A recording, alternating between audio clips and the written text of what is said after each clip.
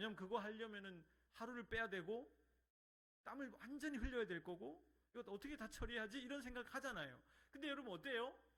한두 개 쌓였을 때 청소하면 쉽단 말이에요. 그렇죠? 만약에 그 다락 공간을 말끔히 치우고 깨끗한 의자 하나, 내가 좋아하는 테이블 하나, 내가 좋아하는 책들을 꽂아놓고 혹시나 요즘 많이 이용하는 블루투스 스피커 하나 놓고 음악을 하나 틀고 차 한 잔 즐기면서 원산 바라보며 있을 수 있다면 그리고 얼마나 다른 거예요. 그렇지 않습니까? 그러니까 여러분 우리가 어둠 속을 걸어간다는 건 뭐냐? 다락을 치우지 않고 살아가는 것과 같은 거예요. 얼마나 안타까운 거예요. 근데 여러분 그게 안 된다니까요. 우리가 못 치운다니까요. 우리가 언제 다락을 치우죠? 이제 여러분들 아마 그럴 거예요. 이제 아내가 제일 무섭기 때문에 남편분들에게 이제 아내들이 한 소리 하면 바로 치우겠죠. 그런 거 같은 거예요, 말이에요. 그러니까 우리 스스로가 우리를 구원으로 이끌 수 없다는 뜻이 포함되어 있는 거예요. 하지만 우리가 그 다락의 어두움을 보면서 이래서는 안 되지라고 하는 마음을 갖고 있는 게 심판인데 그게 뭐라는 거예요? 하나님의 은총이에요. 다른 이름이죠. 저는 그게 너무 참 좋아요. 어둠을 헤매는 게 은총이구나. 어둠을 헤맨다는 건 빛 속으로 나오라는 뜻이니까. 저는 그래서 기독교가 참 좋아요. 산에서 벽 보고 수행 안 해도 제 마음만 잘 헤아려 보면 우리는 주님이 우리를 비추고 있다는 걸 느끼기 때문에 그게 기독교의 힘인 것 같아요. 자, 그러면 이와 같은 의미에서 우리가 해야 할 그 작업이 뭐겠어요, 여러분? 이 말씀의 의미가. 때론 여러분 검을 들어야 할 때 들어야 된다는 얘기예요. 그렇죠? 그렇잖아요. 예를 한번 들어볼까요? 제가 신학교 다닐 때 뭐 여러 번 말씀드린 적이 있는데 제가 참 좋아하는 이야기 같아요. 제 신학교 동기가 여러분 신학대학원 다니는 동안에는 매일 예배 드리거든요. 신학대학원은 수업을 8시 반에 시작해요. 왜냐하면 11시에 예배 드리려고 매일 예배 드립니다. 근데 참 여러분 보기 부끄럽게도 신학생들한테 이 채플 예배 드리는 건요 의무기 때문에 빠지면 학교 졸업을 못해요. 자유로 내버려두면 학생들이 예배 안 올 거기 때문에 10분의 8을 와야 돼요. 엄격하죠. 그러니까 이제 어떤 일이 벌어지냐면 출석 체크를 해야 될 거 아니에요. 제가 처음 학교 들어갔을 때는 그러지 않았는데 기술이 발전하면서 자기 카드를 하나씩 줘요. 신분 카드를. 그러면 들어갈 때 그걸 찍으면 어떻게 될까요? 출석이 되는 거예요. 그런 시스템인데 한 번은 이제 예배 드리려고 딱 뒤에 이제 앉아 있는데 늘 같이 당기는 저희 또래 친구가 안 오더라고요. 예배 시간에. 있는데 기숙사 있는 애인데 문자를 보내고 전화했습니다. 너 왜 안 와? 그랬더니 얘가 한 5분 늦게 헐레벌쩍 뛰어 들어오더라고요. 예배실에. 너 왜 그래? 그랬더니 애가 표정이 노래요. 너 왜 그러냐? 그랬더니 자기 기숙사에 선배 언니 하나가 카드를 주면서 나 오늘 몸이 안 좋아서 예배 못 가니까 좀 찍어줘 이랬다는 거예요. 그 얘가 그걸 찍지도 못하고 안 찍지도 못하고 이렇게 앉아 있는 거예요. 자, 여러분 이렇게 정말 죄송한데 오늘은 참여해 보세요. 손 한번 들어보겠습니다. 자, 이런 일이 벌어졌을 때 그래도 신학교 언니가 몸이 아파서 출석 때문에 저 찍어달라는데 좀 찍어주면 되지. 찍어줘야 손 들어보세요. 한 5분 정도. 예. 그럴 수 있어요. 나 이해해요. 예, 예. 자, 그래도 그러면 안 된다. 그거는 그 사람하고 거짓된 평화로운 관계를 맺는 거다. 정확하게 얘기하고 찍어주지 않는 게 더 맞다. 손 들어보세요. 5대5네? 제가 잘못 가르쳤는데요. 우리 교회 큰일인데 이거. 이거 그렇습니까? 뭐 생각 나눌 수 있는데 그때 제가 이렇게 그 친구가 망설이고 있길래 제가 그랬거든요. 그 친구한테. 내 생각인데 이거는 왜냐면 본인이 힘들어했기 때문에 한마디는 해줘야 될 것 같아서, 나 같으면 그 언니에게 이렇게 말했을 것 같다. 언니 미안한데 내가 언니한테 좋은 사람으로 남고 싶어서 내 마음이 가지 않는 일을 하고 싶진 않다. 그리고 그냥 돌려주고 올 것 같다. 이렇게 얘기했어요. 그랬더니 그 얘기를 듣는 친구가 뛰어나가더라고. 그 다음 일은 모르겠어요. 원수가 됐는지. 근데 여러분, 저는 칼을 든다는 게 이런 말이라고 생각해요. 칼을 들어라 말은 내 부모와 잘못 지내라는 얘기가 아니에요. 누구하고나 막 칼춤 추면서 싸우라는 얘기도 아니고, 다른 사람의 잘못된 걸 보면서 막 지적질 해대라는 얘기도 아니에요. 여러분, 기독교는 그런 게 아니에요. 내 눈에 들보를 먼저 봐야 되잖아요. 그렇죠? 그러나 칼을 들어야 할 때는 언제냐? 다른 사람이 자기와 평화로운 관계, 우호적인 관계, 때로는 내 이익에 결부되어질 때 나에게 너 이렇게 해주면 내가 이렇게 해줄 테니까 마음이 가지 않는 일을 하도록 할 때 어떻게 해야 돼요? 그때는 칼을 들으라는 얘기예요. 저 죄송하지만 그건 할 수 없습니다. 왜요? 내 마음에 빛을 주신 그분께서 그것만큼은 하지 말라고 하시기 때문입니다. 그 얘기를 마음이 가지 않는 일이라고 표현한 거죠. 그렇죠? 돌려서. 너무 자기만 의롭게 보이니까 그런 얘기예요. 쉽지 않죠, 여러분? 쉬운 게 아니에요. 저도 여러분 무너질 때가 많았고, 저도 그런 상황에서 누군가 아프다고 하면 찍어주는 게 맞지 않을까? 더구나 그 사람이 오늘 못 찍으면 패스를 못 한다고 하면 더 그렇지 않을까요? 그러나 주님의 뜻은 뭐냐면, 내 마음이 가지 않는 행위를 누군가와 잘 지내기 위해서 한다면 그건 거짓된 평화라는 거예요. 그래서 말씀하시는 거죠. 평화를 주러 온 게 아니다. 뭐를 주러 왔다? 검을 주러 왔다.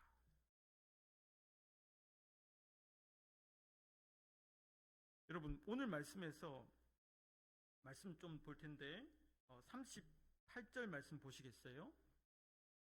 마태복음 10장 38절 제가 읽어보겠습니다. 또 자기 십자가를 지고 나를 따르지 않는 자도 내게 합당하지 아니하니라. 아멘. 여러분, 문맥으로 보십시오. 자기 십자가가 뭘 의미하겠어요?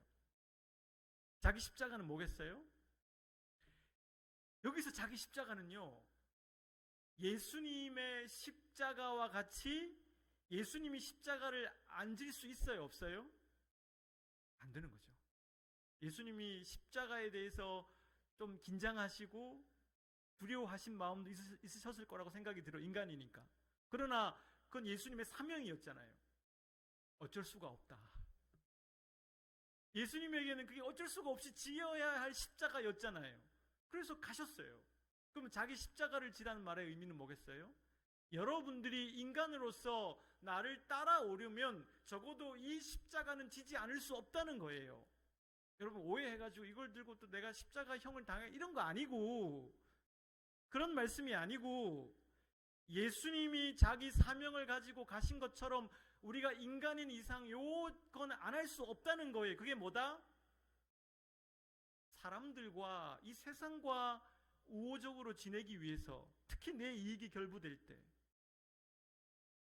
검을 들어야 할 때 검을 들지 않고 적당하게 타협하며 살아가는 인생이 결국 자기 십자가를 지지 않으려고 하는 삶이라는 거예요.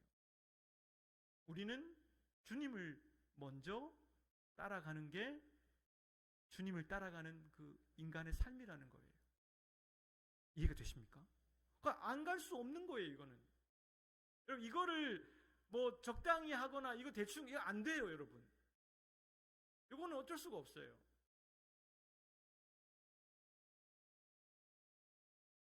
목회하면서도 참 이 생각 많이 합니다. 그리고 제가 인간으로 살아가면서도 그 생각을 많이 하게 돼요. 그 순간들이 너무 많아요. 이거는 교회에 있을 때도 그런 유혹들이 많아요. 적당하게 타협하면 쉬워요. 그리고 그 방법을 하나 쓰면 많은 예산도 절약할 수 있어요. 제가 어느 큰 교회에서 목회를 하는데 제가 타고 다니는 승용차가 교회에서 준 승용차였어요. 대한민국의 준중형 세단의 대표적인 그 차인데 제가 타고 다니는 차가 뒤에가 막 긁혀 있고 박혀 있었어요. 그 전 목사님이 고치지 않고 타고 다니시던 걸 저를 주신 거예요. 딴 데 가시면서. 제가 받았습니다. 이제 그거를 준 행정실장님도 제게 미안했던 모양이에요. 목사님 저 다 박힌 차를, 찌그러진 차를 들여가지고 미안했던 모양이에요. 저한테 그러시는 거예요. 목사님, 그거 이렇게 합시다. 어떻게 할까요? 목사님이 보험회사에 전화를 좀 해가지고 목사님이 지하주차장 들어가다가 좀 박혔다고 얘기를 좀 해주시라. 그러면은 보험회사에서 무료로 수리를 해줄 겁니다. 제가 그랬어요. 아니, 제가 박은 게 아닌데 어떻게 그걸 박았다고 얘기를 할 수 있습니까? 그랬더니 그분이 그러시더라고요. 아니, 목사님이 그렇게 해주셔야 교회 예산을 아낄 수 있습니다. 그러더라고요. 그 말이 힘이 있더라고요. 교회 예산을 아낀다. 그래서 제가 한참을 며칠 고민하다가 그분한테 찾아가서 말씀드렸습니다. 제가 잘한 거니까 이렇게 얘기 드린 거예요. 잘못한 거는 더 많아요. 네. 실장님, 저 그거 못하겠습니다. 제가 하지도 않은 거를 교회 예산을 아끼려고 거짓말을 할 수 없습니다. 마음이 가지 않습니다. 제가 아는 하나님은 정직하게 제가 이 사정을 아뢰고 교회 예산을 써야 한다면 쓰는 걸 기뻐하실 분입니다. 이렇게 말씀드렸어요. 멋있었죠? 이때는. 나이가 들면서 잘 안 돼요, 그게. 그랬는데 그분이 표정이 안 좋은 거예요. 저런 목사가 다 있나. 제가 걱정했어요. 왜냐하면 그분하고 잘못 지내면 괴롭거든요. 속으로 의상했어요. 월급이 좀 늦게 들어오면 어떡하지? 아니, 나만 보너스 안 주시면 어떡하지? 뭐 이런 이제 현실적인 두려움이 느껴지는 거예요. 하지만 놀랍게도 1년, 2년이 지나고 그 직원들 예배를 제가 설교하고 깨달음을 전할 때 그분이 저의 설교를 너무 귀 기울여 주시는 거예요. 어떤 느낌이 드냐면 이분이 나를 목사로 존중해 주고 계시구나 하는 느낌을 많이 받았어요. 제가 간다고 그만둔다고 했을 때 정말 진심으로 악수해 주시고 제가 깨달았어요. 때로는 검을 들어도 되는구나. 혹시 여러분 제가 잘못하거든 검을 드십시오. 그것도 말씀드리고 싶어요. 제가 잘못할 수도 있는 거잖아요. 자, 39절 말씀 같이 읽어보겠습니다. 시작. 자기 목숨을 얻는 자는 이럴 것이요 나를 위하여 자기 목숨을 잃는 자는 얻으리라. 여러분, 이 말씀이 이제 뭔지 우리는 알 수 있어요. 자기 목숨을 잃는다는 건 뭐겠어요? 뭐 죽으란 말이 아니에요. 또 그렇게 오해하시면, 문자적으로 오해하면 안 되고, 자기 목숨을 잃는다는 건 무슨 말일까요? 그냥 사람들하고 적당히 대충 평화롭게 지내고 내 이익을 도모하고 세상 속에서 호의호식하고 다른 사람들 눈치나 보면서 사람들이 살아가는 것 정도로 살아가는 그 평균적인 삶을 생각하는, 그걸 하지 말라는 거예요. 단호하게. 그거를 자기 목숨을 잃어버린다고 표현하신 거죠. 그러니까 그거를 여러분 하지 않으면 우리는 우리의 진정한 생명을 얻을 수가 없다는 걸 예수님이 말씀하고 있다는 것입니다.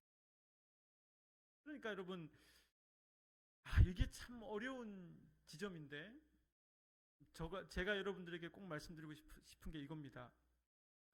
신발끈을요 아무리 묶어도요 풀려요, 안 풀려요? 참 이게 나비 매듭을, 제가 매듭을 또 배운 적이 있는데 왜 나비 매듭을까지만 알 때는요 풀리거든요. 근데 이제 안 풀리는 매듭이 있긴 해요. 근데 이제 사람들 일반적으로 나비의 매듭 묶으면 자꾸 풀리잖아요. 근데 저는 그게 인간의 내면과 똑같은 것 같아요. 내일 되면은 오늘의 다짐이 어떻게 돼요? 풀린단 말이에요. 아무리 꼿꼿한 사람도 풀리더라고요. 그게 참 어려워요. 근데 여러분, 그렇기 때문에 이 루틴이 굉장히 중요해요. 영국이 2차 세계대전 할 때 히틀러가 폭탄을 퍼부었어요. 영국에다가. 아시잖아요. 근데 영국 사람들이 그 폭탄이 퍼부어지는 가운데도 애프터눈 티를 마셨대요. 방공호 안에서 마시는 거예요, 티를. 실제 역사 기록이에요. 근데 놀랍게도 영국 사람들이 이 애프터눈 티를 마시면서 서로 어떤 그 하나의, 그러니까 리추얼, 하나의 의식이 된 걸까요? 이게 뭘까요? 이런 거예요. 히틀러, 네가 아무리 폭탄을 퍼부어도 내 삶은 우리의 것이야. 우리는 여유를 즐기며 우리가 사는 방식을 포기하지 않는다는 거예요. 그러니까 여러분, 영국이 무너졌어요? 안 무너졌어요? 안 무너졌어요. 그러니까 안 되니까 영국 포기하고 히틀러가 어디로 갔죠? 러시아로 가잖아요. 그러니까 여러분, 저와 여러분들의 신발끈은 계속 풀릴 거예요. 저와 여러분들의 마음이 다락방 같기 때문에 계속 쌓일 거예요. 그러나 어떻게 해야 된다? 우리가 우리의 애프터눈 티 같은 걸 만들어야 돼요. 이게 매일 내가 이것만큼은 고수하겠다.